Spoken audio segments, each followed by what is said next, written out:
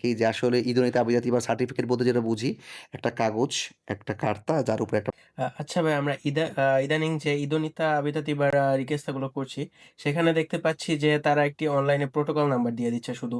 আগে যেরকম মার্কাদি বলল সিল সহ কোম্পানি থেকে একটা ফলিও আমাদেরকে দিত, এখন সেটা দিচ্ছে না। তো এই ব্যাপারটা নিয়ে আমাদের ক্লায়েন্ট ভাইয়েরা খুবই কনফিউজিং। এটা যদি আপনি একটু ক্লিয়ার করতেন তাহলে সবার জন্য ভালো হতো।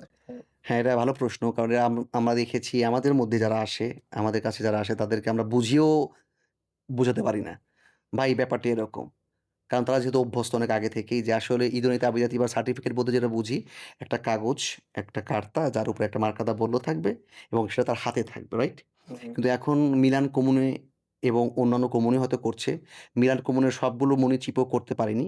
অনেকগুলো মুনিচিপো অলরেডি কি করছে, এই রিকোয়েস্টটা যখন এভাজা হয়ে যাচ্ছে, তখন তারা একটা প্রোটোকল নাম্বার দিচ্ছে, একটা পেকের মাধ্যমে যে এইটাই আপনার ইদনীত আবিদাতি বা। তো বিশ্বাস করতে কষ্ট হচ্ছে।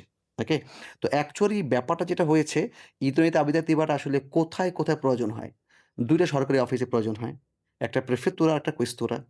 তো যখনই কম্যুনি এই কাজটা করছে, কোয়েস্তুরা এবং প্রেফেক্তুরাতে তারা একই সাথে আবার কমিউনিকেট বলছে, এই হচ্ছে ইদনীত আবিদাতিবা। তো হুম, ক্লায়েন্ট যখন তোমাদের কাছে যাবে বা তখন তোমাদের কাছে যাওয়ার দরকার নেই।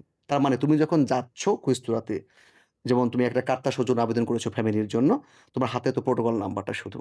তো তোমার ফ্যামিলি নিয়ে তুমি গিয়েছো ইমপ্রন্তে দিতে, তখন তোমার কাছে ওই পলিসি আর বলবে না, "দাম্মিল অরিজিনালে" বলবে না। কারণ তোমাকে বলবে তখন, "আমাকে তোর এই কপিটা দে।"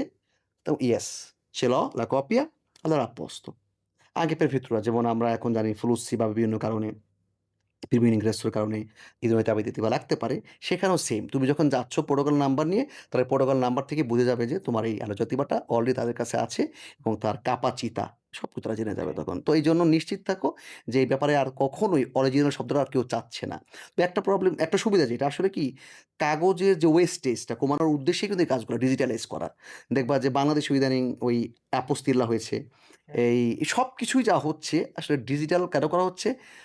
ওয়েস্টেজ কমানোর জন্য। কাগজের ওয়েস্টেজ তো আসলে হিউজ একটা ওয়েস্টেজ না? হুম, হুম। তো এটার জন্য এটা ইকোসিস্টেম বললে ভালো হয়।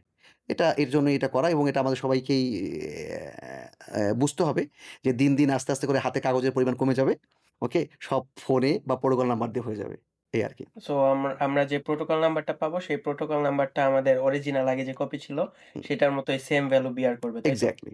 তুমি মুখস্থ রাখতে পারো চাইলে প্রোটোকল নাম্বার 78947। ওকে? কথার কথা। জি, জি। কাজ হয়ে যাবে আরকি। ওকে। ওকে। থ্যাংক ইউ ভাইয়া।